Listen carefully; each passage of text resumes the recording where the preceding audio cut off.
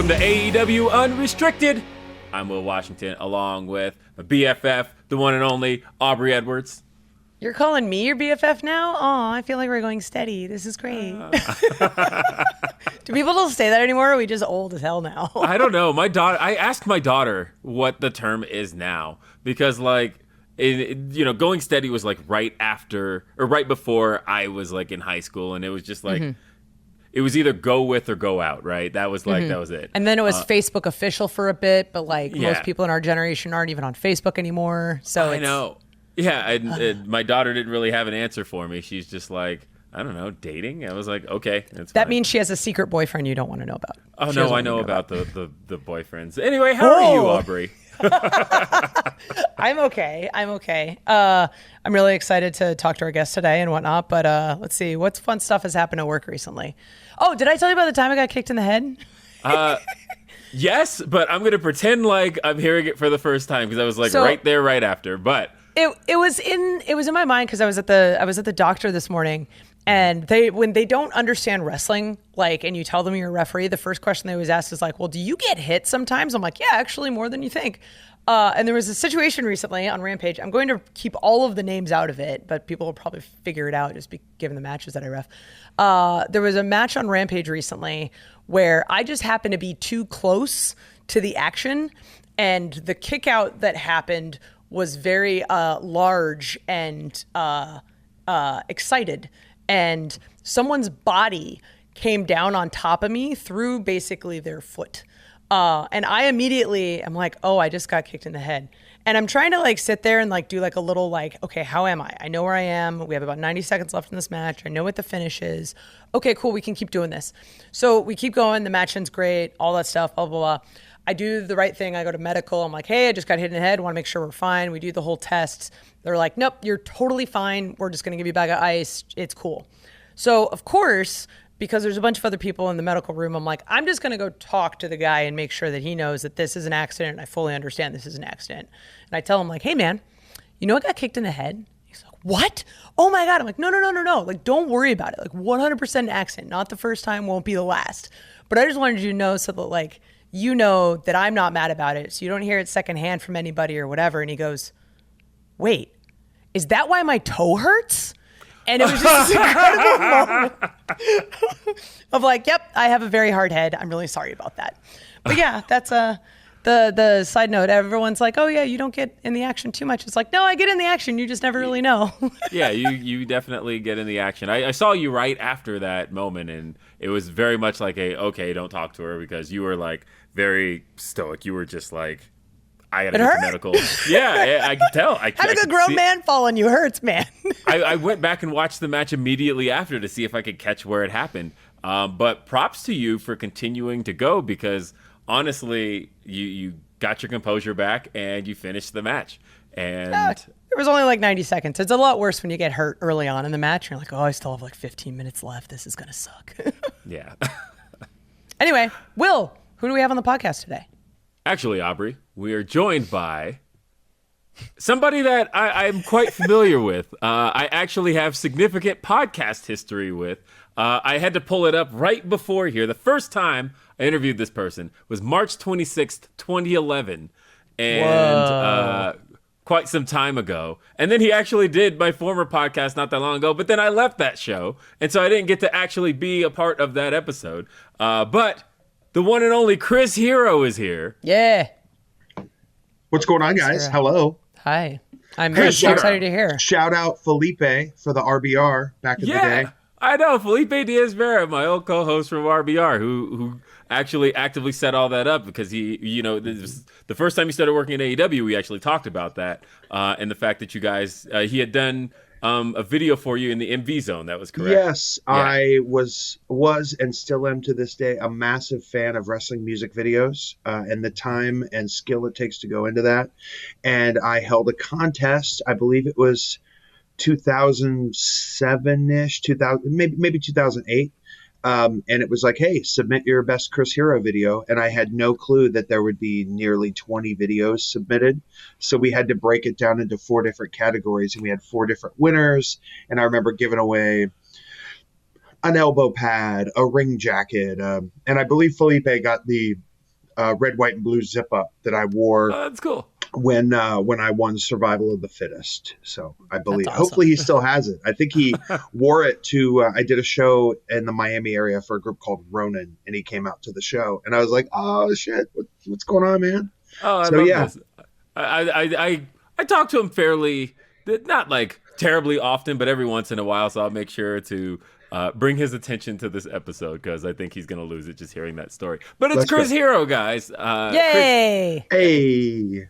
Chris Hero, of course, has a massive history in the wrestling industry and also just an amazing mind for pro wrestling, and probably it remains incredibly humble about it, but it's an amazing thing where like Chris Hero just pulls out these random facts about everything pro wrestling, and I love working around Chris Hero. It's been great having you behind the scenes in AEW, which you've been for the last several months. You started not too long after I did. I believe you started beginning of Collision, correct? First Collision.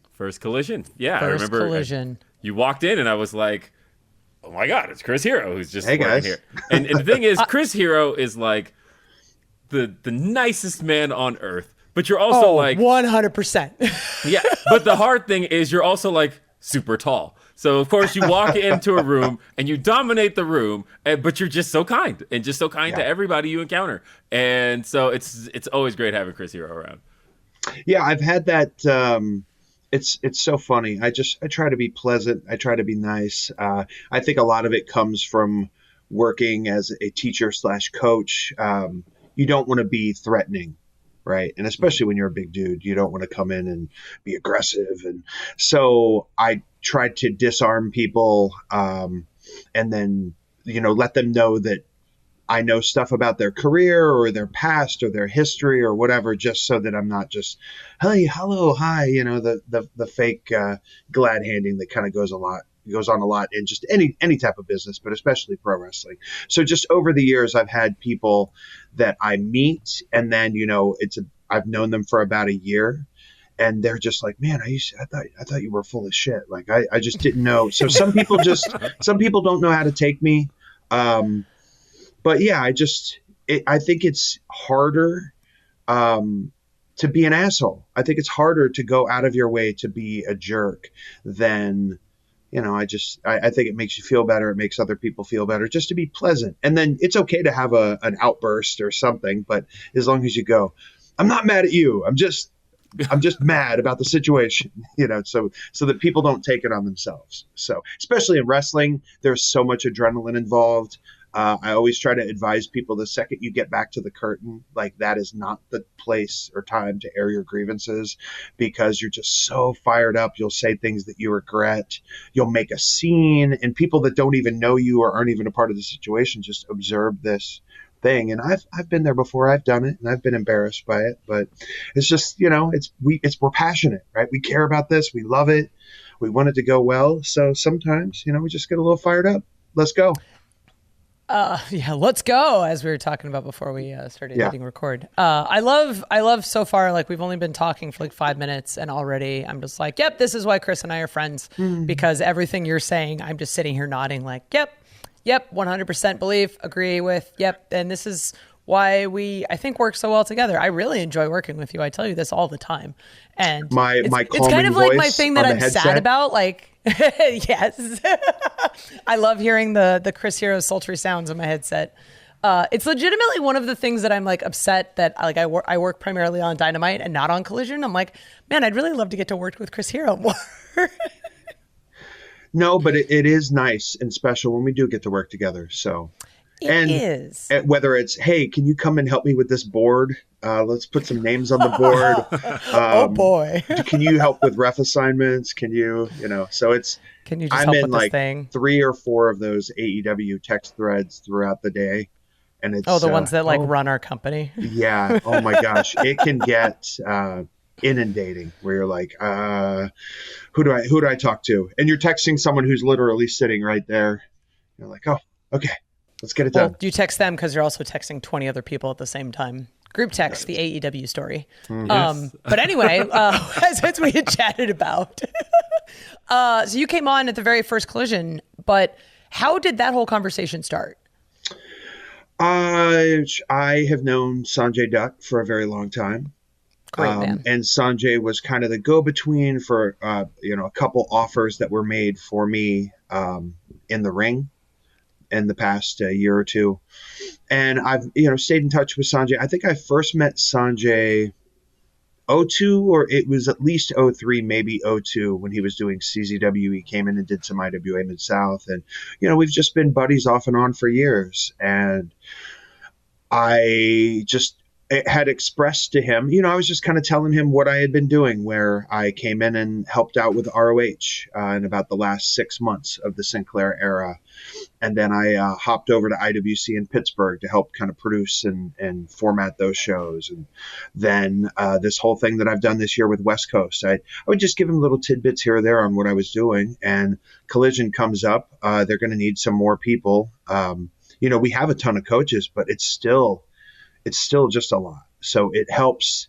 Like, for instance, at the last pay-per-view, which was 2 nights ago, but when this airs will be, the weekend prior, I had 2 segments. And then there were 2 of us that were working together to get the segments down, to get the times down, to get all the notes. So it's just very helpful to have as many people as possible. So Sonjay was like, hey. It was you and Ari on that, because you're talking about the ladder match. Yes, ladder match, and then also the Sting match, myself and old Cruz. Right. Yeah. Mm-hmm. So that was hilarious, because I'm out there for the ladder match, and I know Ari's the coach because I've chatted with him a little bit about it. But then I hear the sweet, sultry sound of Chris Hero in my headset, and I'm like, oh, this is great. I've got both of them.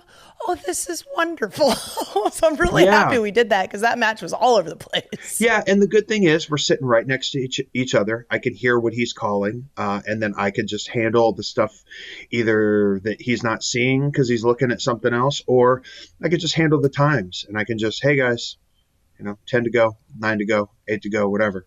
So Sonjay had asked if I was interested in that, and then I was like, yes, but this, that, and the other, right? So what we worked out was I would come in for 5 dates. He's like, let me know what your schedule is. Let me know. And then that was like Chicago. Then there were 2 in Toronto, and there were 2 in Hamilton. And then once that was done, we'd kind of reconvene and go, hey, what do you think long term? And then I had a couple conditions. I didn't want to give up any of the stuff I was doing with West Coast. I wanted to make my return elsewhere before even thinking about doing anything with AEW, because it's just, if I end up doing something in the ring with AEW, I want it to be as special as possible, and not just something that's done just for the spontaneous moment of it, and then it's over and it's done. So that's where the whole TK tweeting, I'm chipping away at him, because I sit next to him at the desk every week. I watch it at work every time I see you, and it's like little by little. He's working on it, and he's trying to get that AEW return for Chris Hero. Yeah, and then the thing is, it's never that I was like, I don't want to wrestle for AEW. It's just I realize how complex and vast the company is, and I wouldn't be satisfied with just doing a one-off thing. Like, oh, I'm here, I'm there.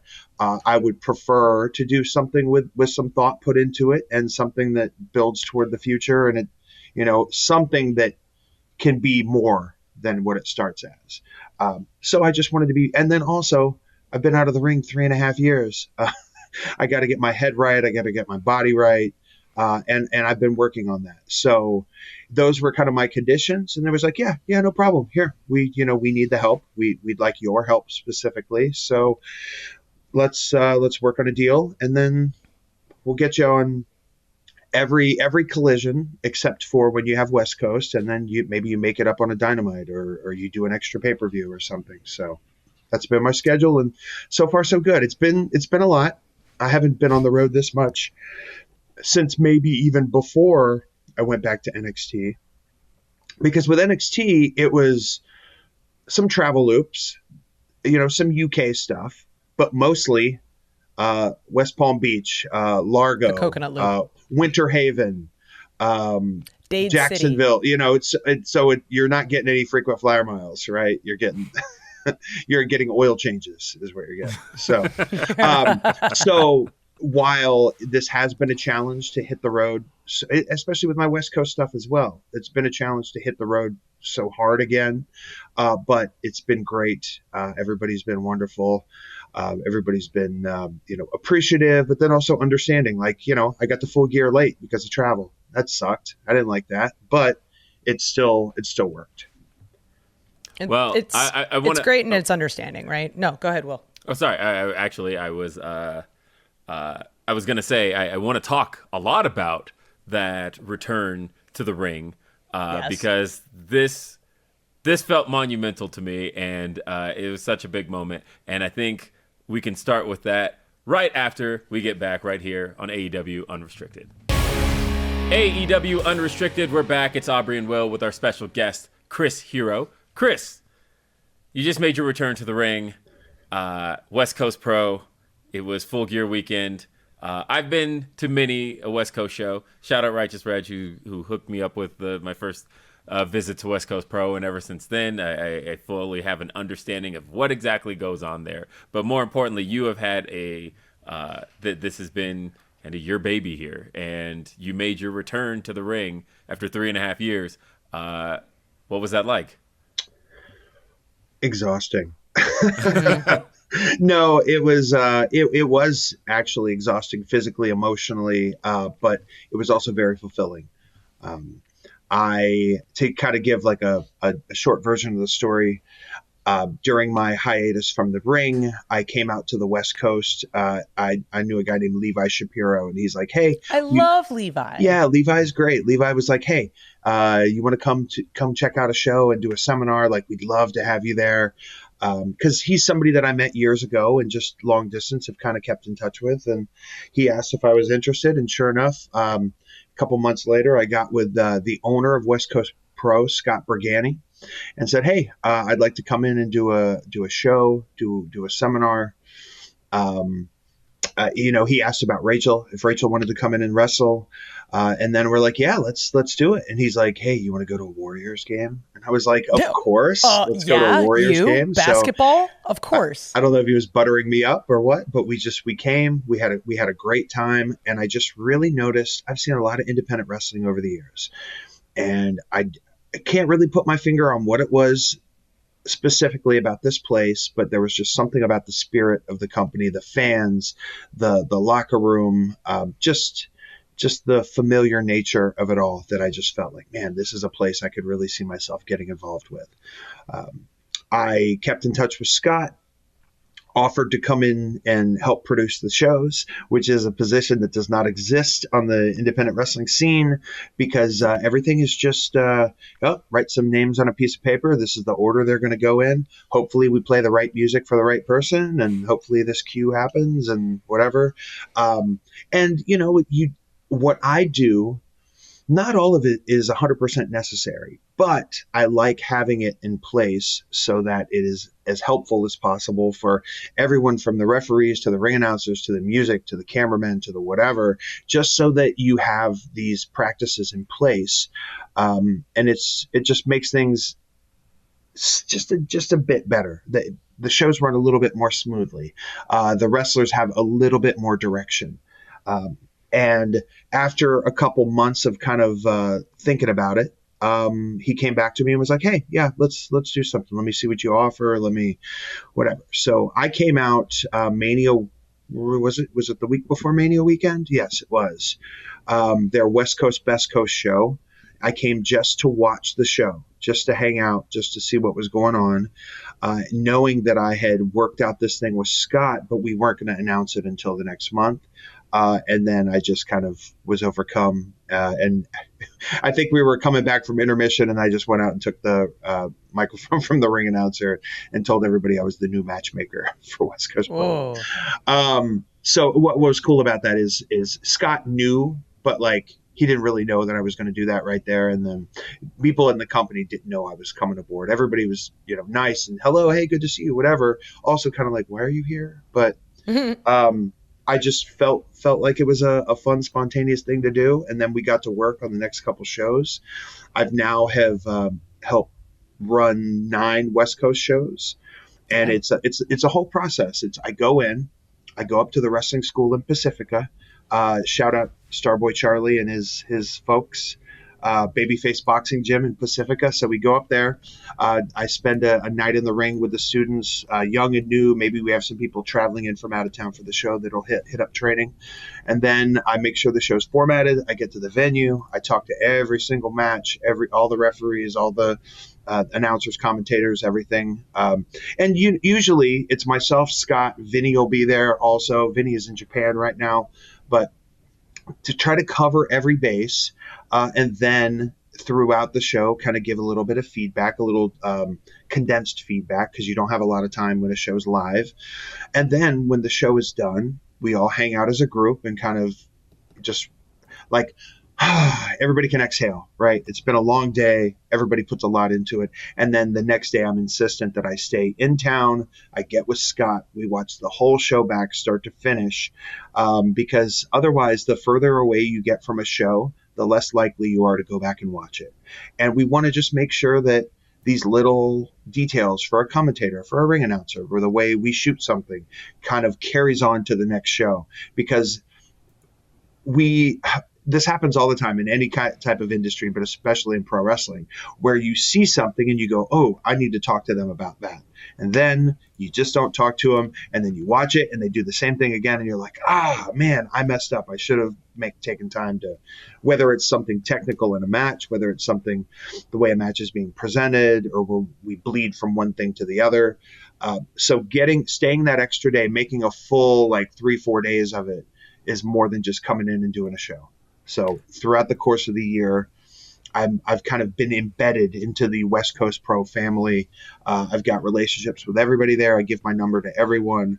And it's just, I don't know, man, it makes you feel good to be a part of something that you have no ownership over, right? So these younger wrestlers that I work with, for instance, Alpha Zoe, by the time this airs, he'll be in Japan, right? His first time.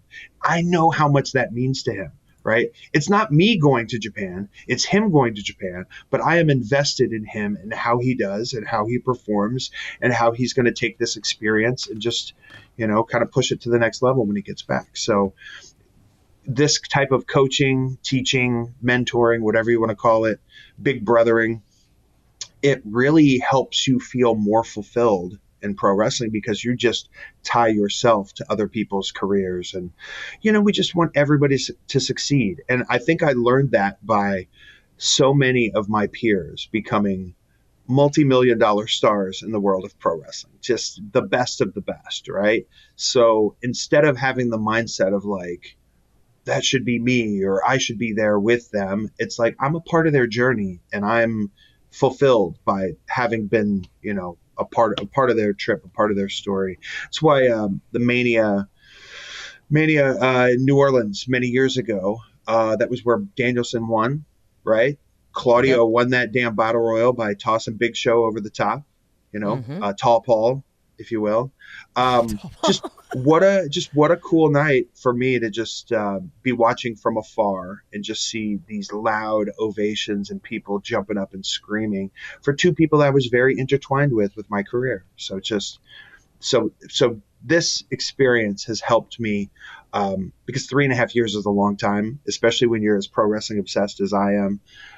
It has really helped keep me grounded and keep my eyes on where I want to go, what I want to do. But in the meantime, I could still be productive. And that's also why coaching at AEW is just so, what's the word I'm looking for? It's just so important to me, to be there, to be a part of this. And, I'm not on camera, but my spirit's there. Right. Mm-hmm. Can I issue you one slight correction? Just because it's a fun one. In that, because I was there at that show when you were announced as the official matchmaker of West Coast Pro. And I thought, was that Mania weekend? No, that was AEW Revolution weekend. Yes. It was. Yes. But it was it 2 weeks before Mania? It was in the same It was area. a month before Mania. Oh, it was a month. It was a month before Mania, San Francisco. And so I remember I was there. But that just represents how much the West Coast has really been eating good this year in pro wrestling, right? That they had a big weekend. They had we did Revolution there, and then we just finished Full Gear, and like the West Coast has really had a whole lot of good pro wrestling, and for a promotion like West Coast Pro, who really benefits from those crowds that are coming in, it's been a great year for them. It's kind of funny because one of the things that goes around with these AEW shows are shots of the crowd, right? Mm-hmm. There were some fantastic shots of the crowd from the forum. Like it just looked so good, so nice. I realize it's a pay-per-view, but man, we're a work in progress. We're just, everybody behind the scenes is just dedicated to pushing this thing forward. So when, you have those light nights and you're just like, man, I just, wish we had, especially for the people that are out there busting their ass in the ring. Like, we want every show to be sold out. We want people, begging to get in, but that's just not always the case in pro wrestling. If you look historically, it's just, sometimes it's tough, but Full Gear was a great reminder of like, man, just this place is packed. Everybody's having a great time. It's a long ass show, but you know what? They're checked in. So I love the Forum, honestly. Yes. I think it's a really classic looking arena. I tweeted about it the night after the show that, I love all the arenas we run. I especially love the more up to date arenas that we get to run and seeing all of the cool LEDs, all of that. But I also love an arena like the Forum where it has none of that. There's no LED boards in the crowd. There's nothing. It literally is just a sea of people. It is a very classic looking venue. You know it when you see it. And when you can get good crowd shots of a place like that where, like I said, you see no LEDs, there's no branding all throughout, as cool as that is and as important as that is, and there's a reason why it's done. I love seeing just a good, cool, classic looking arena. It's just a sea of humanity. Thousands and thousands of people from all over the world. It's just really cool. Why are they all there together? Right? There's no reason they would ever be together. It's just special. And I think we talked about this the other night. There is just something to be said for a venue that has its own personality. You're in a video game and you're like trying to pick which setup you want. Or Street Fighter or whatever it is. You're like, ooh, I want to fight here. I want to fight there. Like, it's awesome when you can tell a venue just by popping it on for 10 seconds. You go, oh, they're at the Boston Garden. Oh, they're at MSG. Yeah. Oh, that's the ECW arena. Oh, Queens Elks Lodge. So it's important for us to have those venues. Love it. Before we move past West Coast Pro, because we talk about your involvement as matchmaker and you being involved with the show, and just as a side note, I love that when indies understand the importance of bringing in someone with TV experience in to help, even though it's an indie, because the jump from indie to TV is so massive, and that little bit of experience you're giving everyone, from the wrestlers to the refs to literally everybody, a little bit more insight is just going to help them be so much better. And I wish more indies did this. So thanks, West Coast Pro. Anyway, you wrestled Timothy Thatcher. I did. Is an incredible performer, one of my favorite wrestlers. We've had him on AEW, but you two have an incredible history together. So to have this be your first match back, I thought was so fitting. And what was this whole process of wrestling Thatcher after you guys have had the history together? What was it like? Man, he is just a tough physical man, right? It's like, yes. I don't know. He has that catch wrestler thing about him, that gotch, that Billy Robinson, he's just so strong and physical, and his technique is exceptional. I just thought it would be a great test for myself to go up against somebody that I'm familiar with. But at the same time, I know he's not going to take it easy on me. Right. It felt like the perfect situation for me. Somebody that I have history with, someone that we can get people interested in us having another match. And then also the work that different people put in to promote the match. Joseph Montecilio made a nice rivalry video, a video essay. IQ Wrestler put together this kick-ass music video, just kind of flashing forward through our 7 matches that we had prior. A lot of people wrote pieces. I did a bunch of interviews, and he's someone that I had history with, and I knew that I wanted to wrestle again. You know, I see guys, and I'm just like, oh man, I just want to either wrestle them for the first time, I want to wrestle them again, and I just felt that show that I announced myself as a matchmaker, he wrestled Speedball Mike Bailey. And my God. And those are 2 guys that are uniquely them. What they bring to the table, if you want what they have, you can only get it from them. You can get people that have similarities, but they're just so iconically themselves, that, you know, maybe that even, I didn't have that thought back then, but maybe that planted the seed for someone that I wanted to have a match with, somebody that I wanted to come back against. And just for the people listening to this that have not gotten a chance to see, or maybe are hearing this for the first time, West Coast Pro Wrestling, right? That's the company that's based out of San Francisco or even South San Francisco. You can go to their YouTube channel. You can watch the whole show. It's streamed live. The show is still up on YouTube. The music videos that have been done, the essay video, those are all on the West Coast Pro channel. So please check those out and let us know what you think, because a lot went into it, not just me, but it meant a lot to be able to go to West Coast Pro, and the people that have seen me as a helping hand behind the scenes, or like I said, a mentor, an uncle, a big brother, whatever you want to call it, to then see me putting spandex on, to see me with a spray bottle, kind of getting ready for a match of my own. It was really cool to have things kind of switched around, and everybody was so loving and so supportive, and so appreciative. I'm so glad I was able to come back, and I'm even happier that I was able to do it at West Coast Pro. Hell yeah, man. I love it. I love this conversation so far. I love Chris Hero. Let's go. Phenomenal. Let's go. Let's fucking go. Yeah, we've got so much more to talk about here on AEW Unrestricted. Coming up. AEW Unrestricted. I'm Will. She's Aubrey. And of course, he's Chris Hero. And Chris, we've been talking a lot about your return to the ring. But I want to go back to before you missed all the in-ring time. But I kind of want to talk about it from a couple of perspectives, because one of the things you mentioned before, you talked about Mania 30 and getting to see guys that you came up with, and seeing Claudio have his big moment, seeing Brian have his big moment. These are guys you currently work with. As a matter of fact, a whole heap of your wrestling past is in the AEW locker room. It's in the office. It's in pretty much every aspect of the company. There are people who know and worked with Chris Hero. So how has that been for you, being back being in AEW for the first time, but at the same time being around so many familiar names? Yeah, it's interesting because a lot of these people I haven't seen for years, hadn't socialized with for a very long time. And then there's some people I'm meeting for the very first time, right? There's some people I had no reason to ever work with.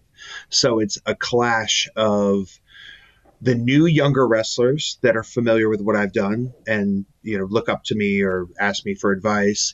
The new wrestlers that don't really know who I am or what I've done. The older star wrestlers that may not be quite sure what I've done.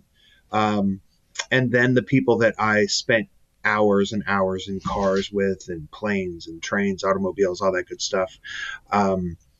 It's a good mixture. Like Jimmy Jacobs, right? I sit in the office with him, and he is somebody that I met when he was 15 years old. He was jumping Jimmy Jacobs. He came to the ring on a pogo stick. I believe it was August 13th, 1999. I think that's the exact date on it. Show in Platteville, Wisconsin. I'm going to look that up on Cage Match now.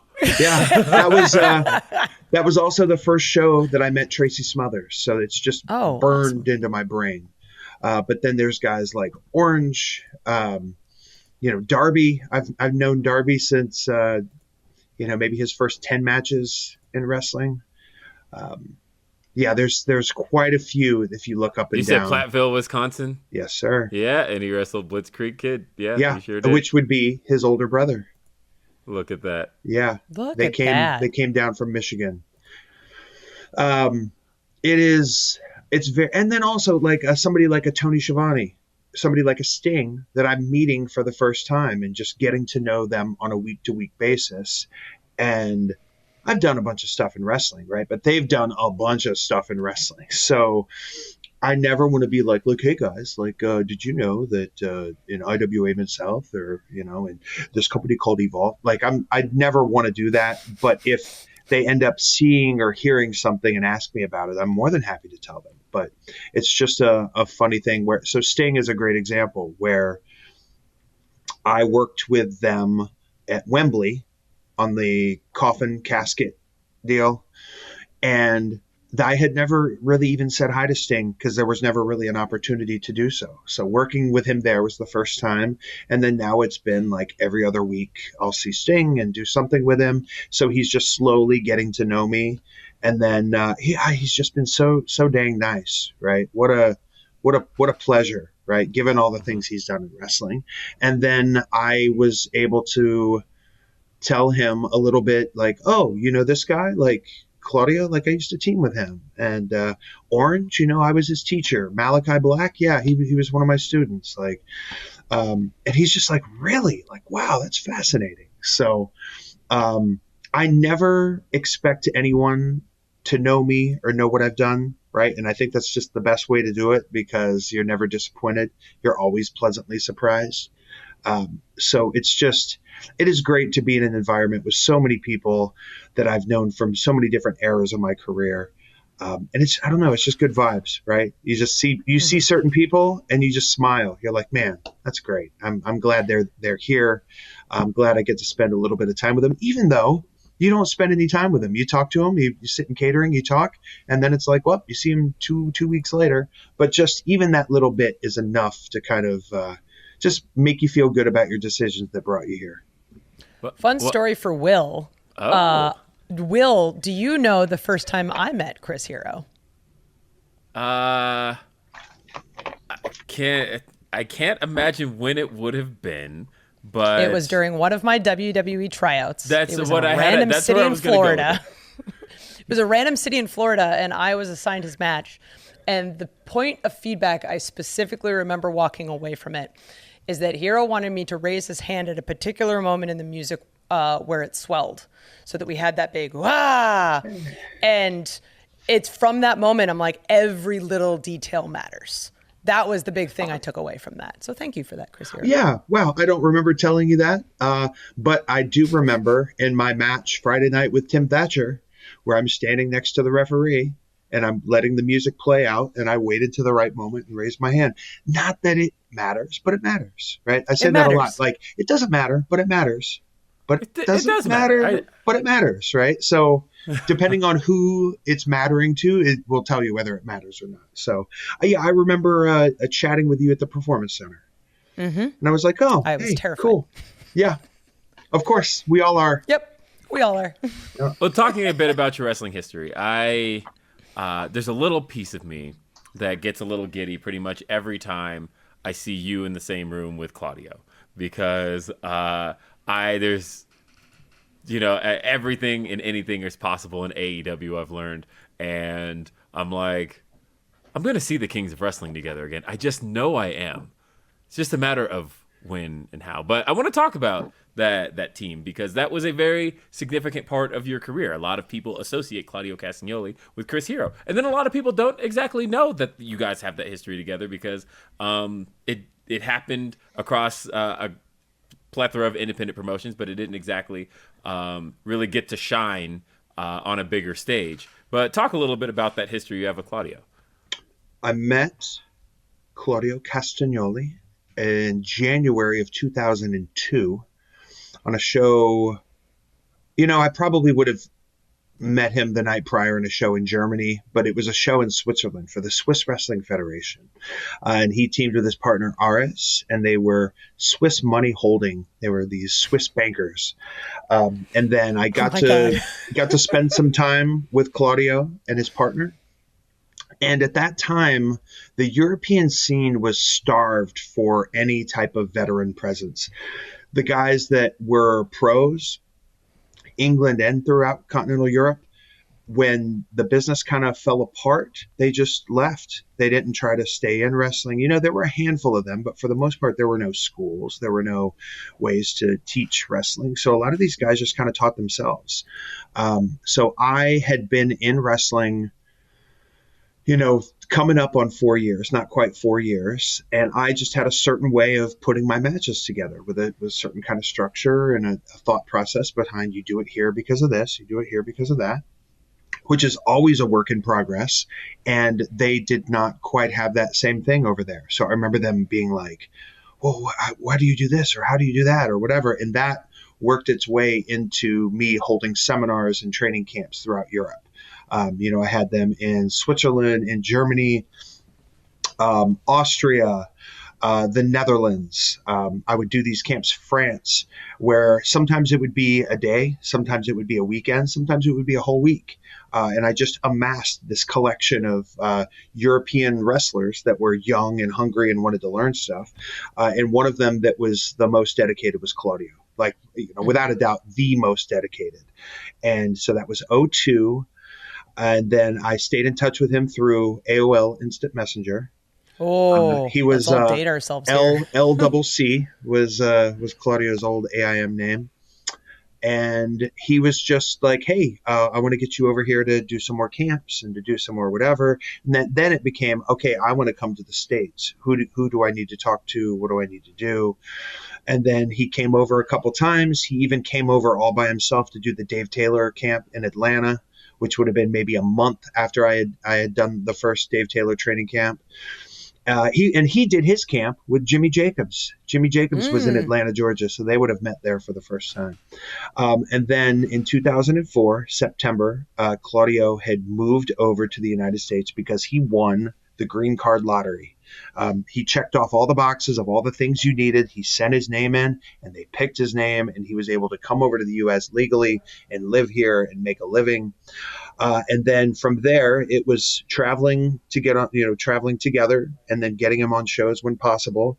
And then once people saw him, they were like, of course, I'm going to use him. And then once they saw him wrestle, they're like, okay, well, we need him for this show, this show, this show. And then we started to team just on a couple random shows here or there. He became one of my underlings in CZW. He would wear my gear. It's kind of like, oh, this guy's with Hero, whatever, just kind of funny looking back on. And then it didn't take long before he just kind of broke out onto his own. And we parlayed a thing that started in Chikara, and then we brought it to CZW. We brought it eventually to Ring of Honor. We were the kings of wrestling, right? And from there, we had a series of matches with Roderick Strong and Austin Aries. We won the tag belts. We wrestled the Briscoes. We just had a lot of fun matches. And then that was like our first run.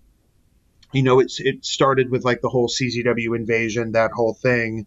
And then eventually we were just kind of, I don't want to say in singles purgatory because that's not the right way to say it, but we weren't, Right. We were the guys in other people's stories, and the stories weren't about us. Right. And that's okay. That's how it is in wrestling. Right. So what is just really cool is that I was in a program that I lost, at the end of the thing and the blow off, I lost. And he was in a program at the end of the day, he lost. And then at the end of the night, we both came out together and beat the hell out of the Briscoes, and the Kings of Wrestling were back. And it was just like magical, that moment. And then from that point on, the next year and a half was our best run. We had our best opponents. We had our best matches, our synergy. We were doing more tags in Japan. We got to have a GHC championship match at Budokan, which is a very cool moment against Sano and Takayama. We wrestled the Motor City Machine Guns. We wrestled the Briscoes about 12 times probably. And that really crystallized all of our best moments. And then it wasn't until, we both signed with WWE. And then we were in a couple matches together, Claudio and I. And then as a special Full Sail Dark match, we teamed up again. against Seth Rollins and CM Punk. And it was like, Oh. oh, this is just something kind of fun for the people there live. And there's some photos that kind of circulated. And I had a copy of the match for years that I was like, oh, cool, I got this. Then they put it on like one of those hidden gems DVDs. And I was like, damn, I wanted to hoard it for myself. Right. But then the other cool thing was in 2018, I'm back in NXT. Claudio's on the main roster. I had, it was my 25th anniversary month. So it wasn't on the exact date, but that month I had a match with Adam Cole, one of my favorite people in wrestling, but also favorite opponents. He's just the best, right? He's also someone I knew since they, were born into the wrestling business. We had a match, and then he had his group, his Undisputed Era guys. They came to beat me up, and then here came Claudio, and it was just like this fun moment where we kind of reunited to do a couple tag moves and celebrate in front of the crowd. We did our rope to rope high five, which is harder than it looks, but just again, just something on a house show, a fun moment to excite the crowd, but then also for the people that know it's special. Right. And for me, it was very special. So yeah, I get to see this guy. I don't see him all the time. We're on different shows a lot, but yeah, it's pretty surreal to see someone who I would crash in their guest room in Switzerland when I'm doing a training camp, or we would be living at this small apartment in Mexico with these like children's beds, or even crash mats. We slept on crash mats, or just taking the train in Japan, somebody that we've been across the world together and shared a lot of time in ring, out of ring, and just like, oh, there he is. Like, he is a fully realized adult man, world-class, top-of-the-line pro wrestler. It's just real fun to look back on. Damn. All right, before we call it, I'm just kind of curious because you've been at AEW for a few months now, and I enjoy working with you. Many enjoy working with you. I would say, what's been your favorite part so far of your role as a coach backstage at AEW? In any situation, when you're working with somebody old or new, and you can kind of see a light bulb go off, it's so rewarding, right? When I give feedback or give my opinion, I often qualify it with like, hey, this may not be right. This is just kind of the way that I'm thinking. And I think it this way because of this. And now it's in your court, right? Hey, try it. Take it if you want. But when you see someone trust in you and go, all right, that sounds right. Maybe I'm not 100% bought in, but let me try it. And then they try it and it works. You feel vindicated. You're like, yeah, I know what I'm doing. Let's go. Right. Mm-hmm. But at the same time, that builds up your equity with the talent, and not just with them. Other people can see that too. And other people are like, it is so flattering to have people say, hey, I'm going to ask if you can coach my match. Is that cool? And, or going forward, like I've had a couple people do that, and it's always incredibly flattering. And it's just like, wow. It makes you feel good, right? But then also it motivates you to like not fuck up, right? Mm-hmm. How many times are you like, it's a work in progress. I feel like there are aspects of this job that I'm very good at, and there's some that it's a work in progress.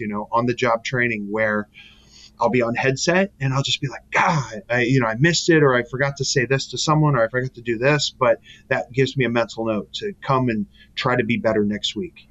A lot of what we do in the ring, out of the ring, comes down to two things. It comes to caring, and it comes to trying. So like if you mess up and it doesn't go well, or the people don't like it or whatever, as long as you care about that, and as long as you try to do better next time, that's all you can ask, really. And doing those things puts you on a trajectory for success.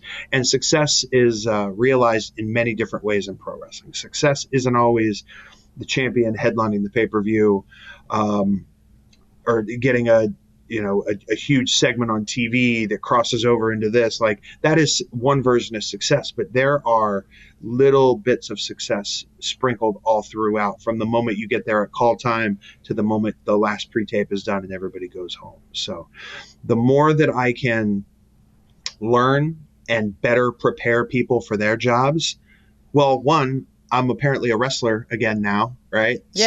So that helps me in my own career, my own endeavors. And then it's just the synergistic nature of being a pro wrestler, but then also looking at it from the outside. Like, if I was advising someone else, what would I tell them to do? Well, I can just advise myself, right? And then I can also put my money where my mouth is. Like, if I really believe in this, do it, and then see if it works. And then if it doesn't work, either, cut bait or figure out why it didn't work and try to engineer a way to make it work. So just the whole process has been so enlightening. It's been so encouraging. It's really helped me also in my comeback to the ring to keep me distracted in a positive way of like, okay, I want to come back and be the best and do right by the people that have supported me all these years. I don't want to just be a Chris Hero cosplay or a tribute act doing my greatest hits of whatever. Like, I want to take the essence of who I am and what I've been and what I've meant to people behind the scenes and in the crowd and give it a next chapter. That's what this is about. Coming back to the ring, picking up where I left off and then pushing it forward. And just a slightly different direction, a little bit this way, a little bit that way. And who am I going to step in the ring with? Who am I going to cross paths with? And how can my coaching help prepare me the best for that? This is awesome. I'm just so happy you're at AEW finally, because you're one of the people that makes wrestling better, just simply by being in the room. So thank you so much for everything you do for us. I really appreciate you guys. And I hope I do my best on a weekly basis to let you know and acknowledge without question the work you guys do and how much it's appreciated, because the nature of this, the adrenaline that comes along with it, you're not always going to feel appreciated because things are hectic. But it is important, those midweek texts or a late night checkup after the show, like those things are really important to kind of keep us together. And yeah, you guys have welcomed me in. I can't thank you enough. And it's just made this experience, which is a very daunting experience to start. It's made it incredibly fulfilling, and it excites me. It's been 5 months, maybe 6 months we're getting on. Like, I'm curious to see how things unfold in the next 6 months, and you guys are a big part of that. So thank you. Yeah, I'm super excited. I'm super pumped. You may not know it, but you can catch Chris Hero's amazing coaching work on lots of different shows, primarily Collision on Saturdays on TNT. You can also watch Dynamite on TBS on Wednesdays. You can watch Rampage on Fridays. You can watch Ring of Honor on Thursdays on Honor Club. Watch it all. It's all amazing stuff. We've got amazing people working behind the scenes and in front of the camera. And you've got one more thing, sir? Yeah, just one last shout out. West Coast Sure, Pro. Totally. West Coast Yes. Pro, Bay Area, West Coast, Best Coast. If you're looking for, there's a lot of wrestling now. There's a lot of wrestling. You probably already have the things that you like and the things that you enjoy. If you're probably already interested watched all the stuff I rattled through. So there yes. you go. Check out a little bit of the West Coast flavor. West Coast Pro's YouTube channel. We've got our last show on there. We've got some great performers, both homegrown, but then also some people from outside. So, we had Kenta Kobashi in, we had Manami Toyota in. So we've got the legends coming in with the new people. So give us a shout. Hell yes. I am Aubrey Edwards with Will Washington. This has been Chris Hero. Thank you so much for listening to AEW Unrestricted.